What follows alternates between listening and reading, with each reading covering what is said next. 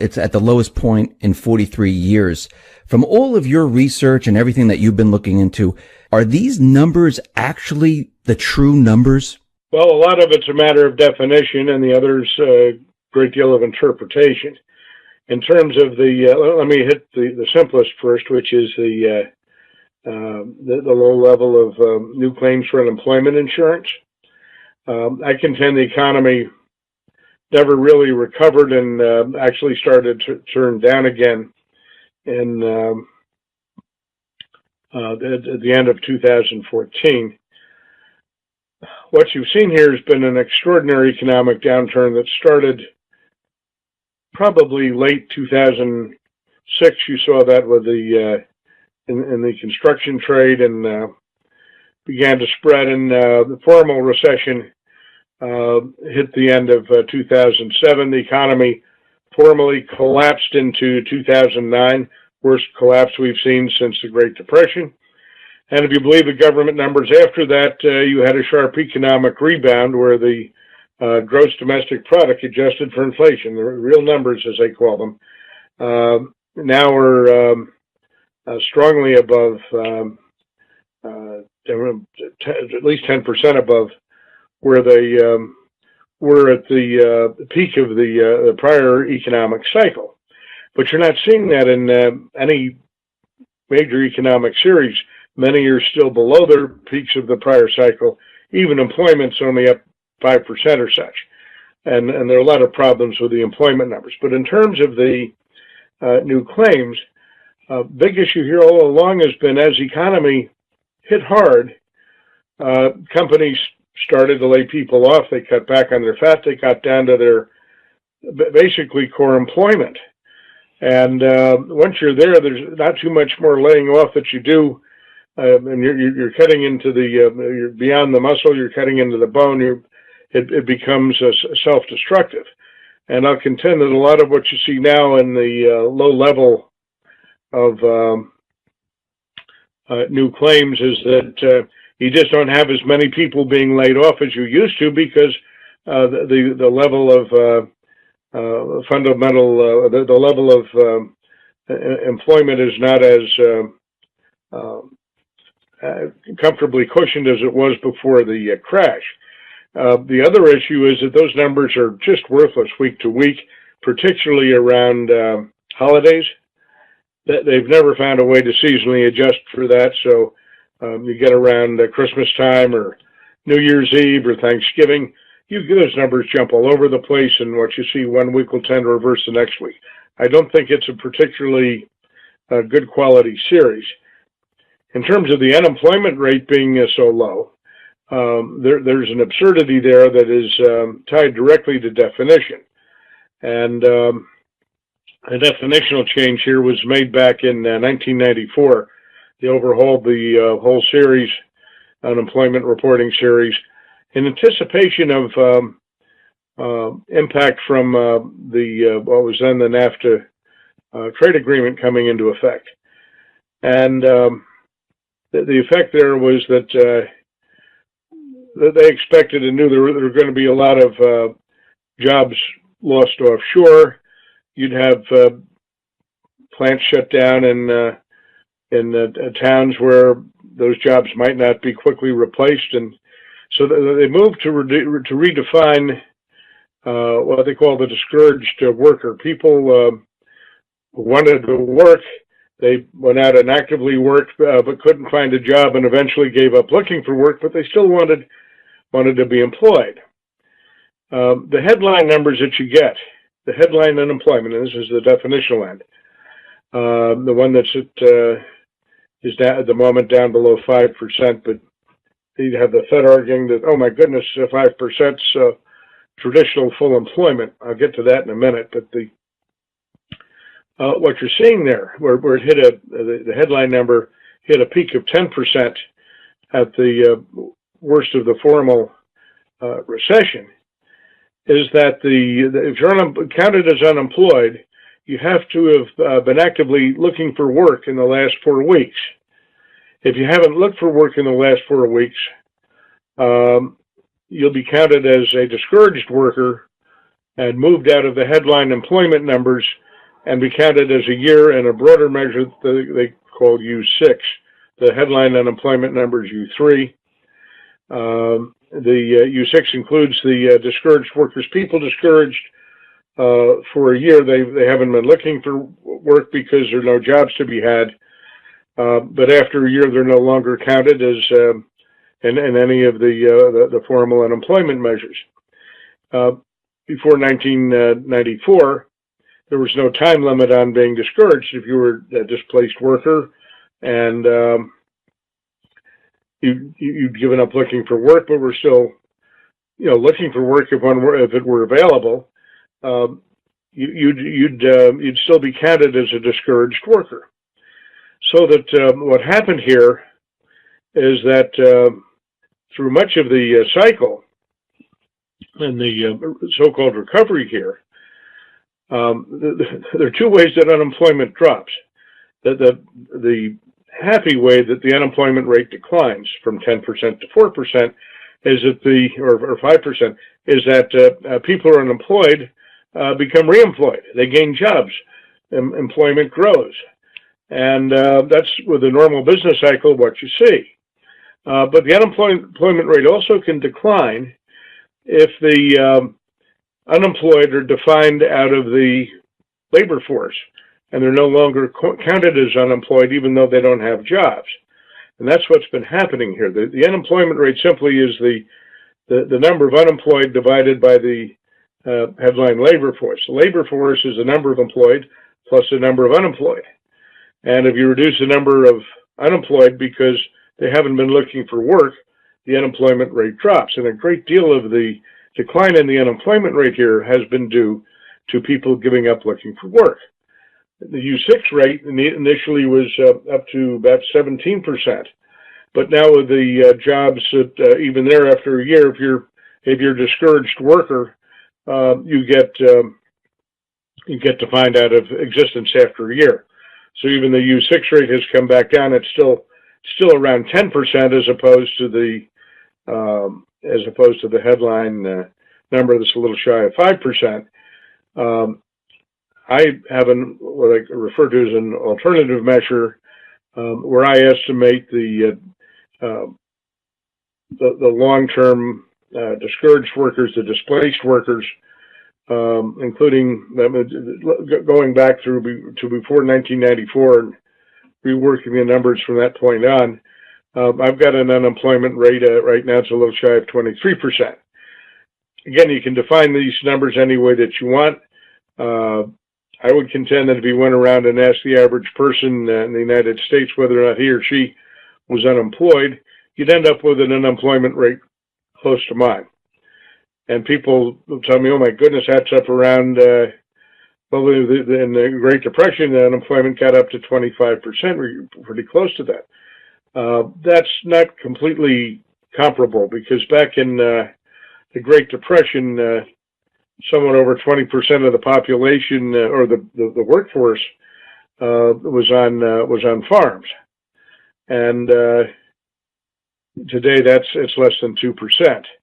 So if you looked at the non-farm unemployment, I mean, people even had families on farms. People go live with their people, with their cousins who had farms during the Great Depression.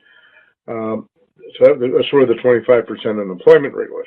If you look at the non-farm unemployment rate in the Great Depression, it's estimated peak level about 35%, and I think that's a reasonable comparison to my number. We're well shy of that. It's as bad as we've seen since the Great Depression, but it's not that much worse than you've seen in some of the big economic declines we had in mid 70s or the early 80s. I wanted to move on to GDP, and we know throughout Obama's term he didn't get a quarter above 3% until last quarter. Right before the election, all of a sudden GDP went up to like 2.9%, then it was revised to 3.5%. And when you look at the GDP numbers, do you believe that the last figures that are out, that we actually hit 3% GDP? And actually, what is the real GDP number? Well, I contend the real GDP number is flat. Again, if you look at the formal GDP, the economy collapsed into 2009 and then just basically rebounded, kept going higher and higher and higher, and it's well above its pre-recession high. That's due to two factors. One, the GDP series has been redefined in the last couple of decades to add in all sorts of defined niceties that are purely theoretical, but the average guy doesn't see them from a meaningful standpoint in terms of economic activity. For example, adding in intellectual properties. Big changes in the GDP due to the fact that the U.S. television network imported intellectual property from Brazil with the Rio Olympics. You have a movie, you put a long-term value on it, they plug it into the GDP.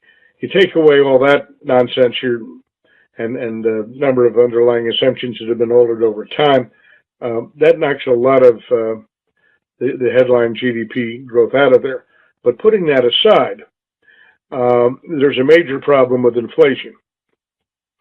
And inflation has been redefined over the years. One of the factors is what they call hedonic quality adjustments. And what's done there is if a product goes up in cost, it could be due to inflation, or maybe there have been quality changes that are measurable and that have upped the cost of the product, and you need to adjust for quality. And that's a legitimate issue. There are quality adjustments here that are very difficult to measure. And again, they've introduced a computer modeling to estimate them. The average person doesn't see these issues. For example, going back in time, one of the early examples was government mandating new emissions reformulations for gasoline. And what it did when this particular formulation was mandated and went into effect was it added 10 cents per gallon to the cost of gasoline. Now, the average person didn't recognize that extra 10 cents as being, oh my goodness, I'm getting more, I'm getting better quality air because of this. They're moaning and groaning as they fill their tank to go to work. The gasoline's costing them more. And that's, nonetheless, the government didn't put it into the CPI, didn't get into the headline inflation numbers, although they later retrenched and reversed that. The concept is there with a lot of issues where the government determines that there's a quality improvement, but the person who's buying it doesn't have an option in terms of not buying that quality improvement. And as a result, nonetheless, the headline inflation number is reduced. Well, the GDP, as it's reported, is adjusted for inflation. And if you overstate inflation, you artificially depress the real GDP, the inflation-adjusted GDP. And if you understate inflation, you artificially boost it. Well, with the introduction of these hedonic quality adjustments, making adjustments, for example, to computers, the effect there was to artificially reduce the GDP implicit price deflator, the GDP inflation measure, boosting economic growth. And when the United States did this, other countries such as Germany and Japan didn't follow us, at least not right away. It was even discussed in the President's annual economic report. You know, boy, my goodness, we're boosting GDP by reducing inflation here. Well, yeah, over time, the difference now is that you're seeing about an artificial reduction of 2 percentage points in the GDP, which means that the GDP is overstated by about 2 percentage points after inflation adjustment. And if you knock out those understatement of inflation, what you find is that the GDP, instead of rebounding from its crash into 2007, basically has been flat. And we're seeing that in a number of areas, ranging from some elements in industrial production to the housing market. We've had generally increasing trade deficit. I'll come back to them, but just getting back to that GDP number for a moment. By changing the way the inflation was calculated, the U.S. all of a sudden was showing stronger economic growth in countries such as Japan and Germany on a relative basis as what had been shown before. Germany and Japan initially didn't change their deflation methodology, so that this period of protracted weak growth that was seen, for example, in Japan, largely was due to just how people were deflating their numbers, and just utter nonsense. And so the GDP is the most worthless of series, even though it's the most widely followed. It's been heavily manipulated over time. You go back to the days of Lyndon Johnson, and he was noted at the time he would review what was referred to as the GNP, the gross national product, which is a broader measure than the GDP. He would review that every quarter, and if he didn't like the number, he'd send it back to the Commerce Department, and he'd keep sending it back to them until they got it right. I have that from a fellow who worked in the Commerce Department at the time. At least, this is back in time a little bit. But there have been direct manipulations.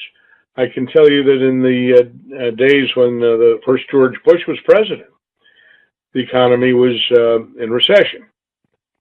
And this is in the 1990 recession. John, do you believe that we're in a recession now? Oh, yes.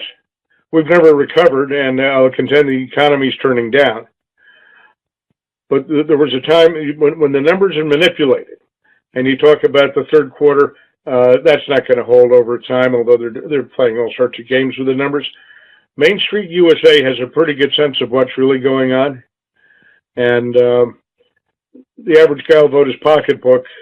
That's why Trump won the election. Trump realized and recognized that the economy was not as advertised, that the average person was hurting financially. And that's what he parlayed into his victory. And when the numbers were manipulated back in the days of George Bush, Bush lost to Clinton. It didn't make any difference. Clinton said, the economy's stupid, and Bush was right on that. It's an issue that, as we look at today, my contention is the GDP, the broad economy, started to turn down again in December of 2014. There was some recovery off the bottom in the middle of 2009, but it never got back to its pre-recession high. And where you can see that very simply is you look at industrial production. Industrial production is published by the Federal Reserve. It's adjusted for inflation, and it accounts for over 60% of the gross domestic product. Now, if you look at the official headline reporting there, and the Fed can play games with its numbers too, but not as much as the Commerce or Labor Departments do. The industrial production actually had 1 month of recovery, where it got above its pre-recession high. That was in December of 2014.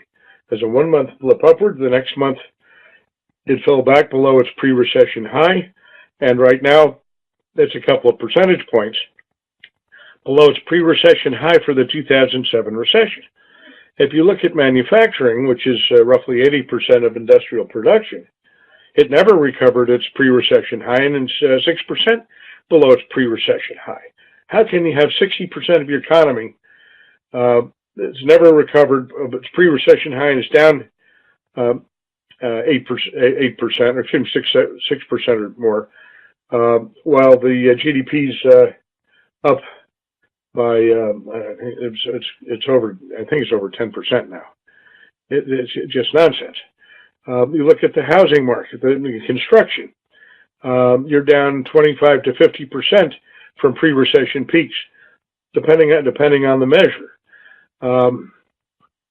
And that's there are overlaps between production and construction and other issues. You look at the retail sales, not adjusted for headline inflation.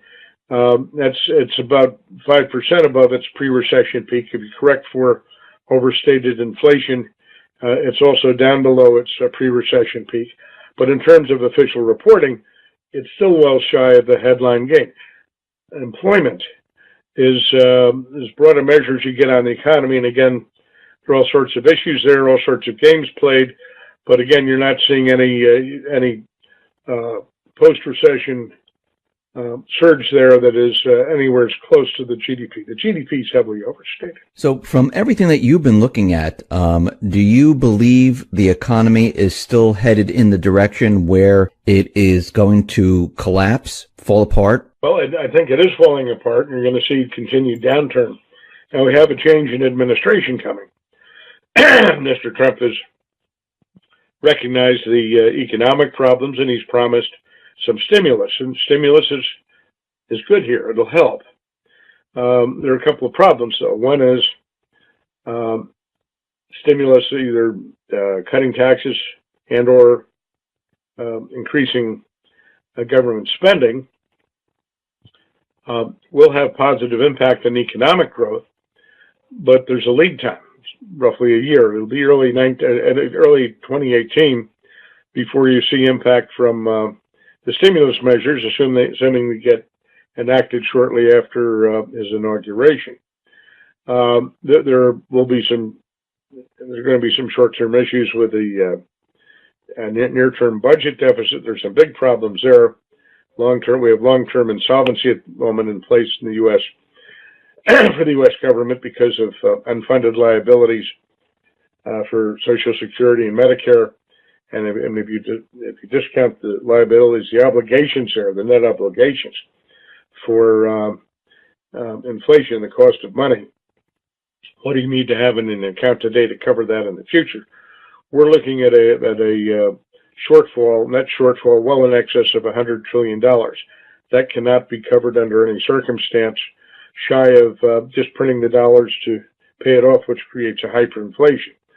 And the financial markets are concerned about that, had been concerned about that. That's going to become a refocus of the global markets, as I'm seeing it, as the deficit picks up a little bit on a short-term basis. So that's an issue that's got to be addressed, and that's a difficult one to address. And then you have the Fed that's impotent, they're befuddled. They're saying, "Oh my goodness, we got full recovery now. We can raise interest rates." Well, they did that. They did that back December of last year, and they did nothing but cry wolf for the next year. The economy is going to have them in a position they're not going to be raising rates for the near term and near term. And as the economy increasingly picks up to the downside, I mean, to the extent you had a little boost, artificial boost in that third quarter number, GDP number, you're already seeing a very sharp relative slowdown in the fourth quarter number. That's going to be out. You're going to be dropping into the second quarter of 2017. There's going to be a lot of pressure on the Fed to go back to quantitative easing. The quantitative easing does nothing to stimulate the economy. Never has, but they use that as political cover.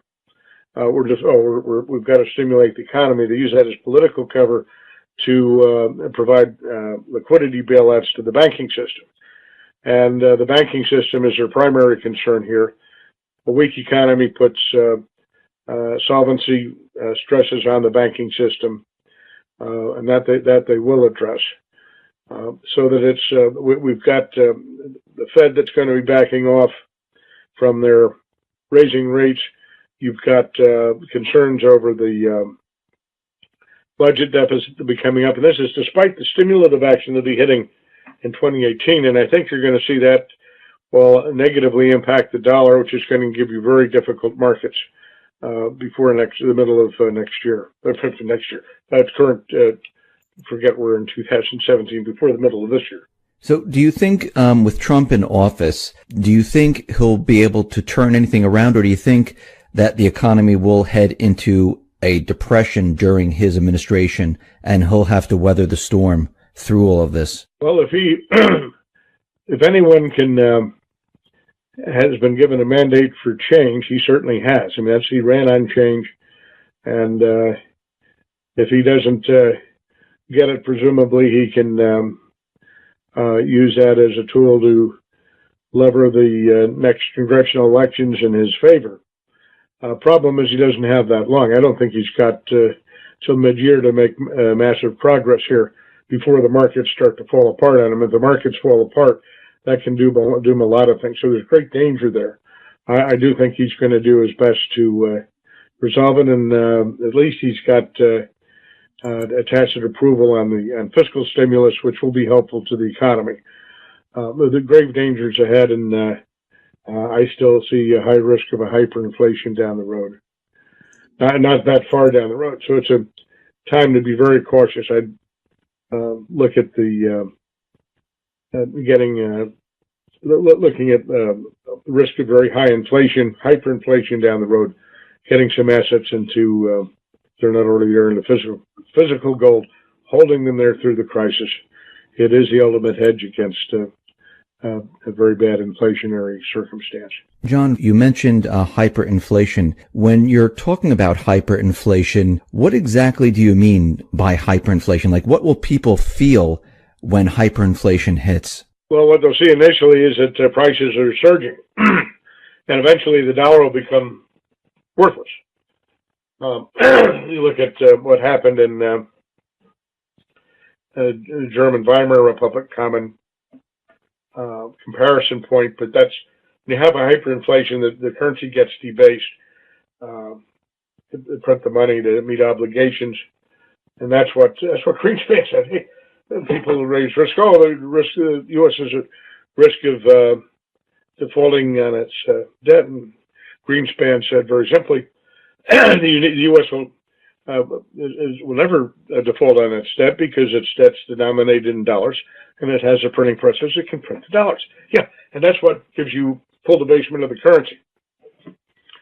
Back in the Weimar Republic, Germany, during the hyperinflation, you could go out and have a very nice dinner one night, have a very expensive bottle of wine, and the next morning that empty glass bottle of wine, it had been the bottle of wine, would be worth more as scrap glass than it had been worth as a full bottle of wine the night before. People going to have lunch, they'd negotiate their price before they sat down, because after they got up from lunch, price of lunch would be higher. It got to the point that people literally used paper currency for paper, wallpaper, toilet tissue, all sorts of things. That's a circumstance that we're not prepared for here. And we no longer have as much physical currency. A lot of it's electronic. I don't know how the electronic systems and the credit cards can adapt to this. It's going to be a very difficult time, and one where you want to have some hard assets in hand. Don't count on anything from anyone else.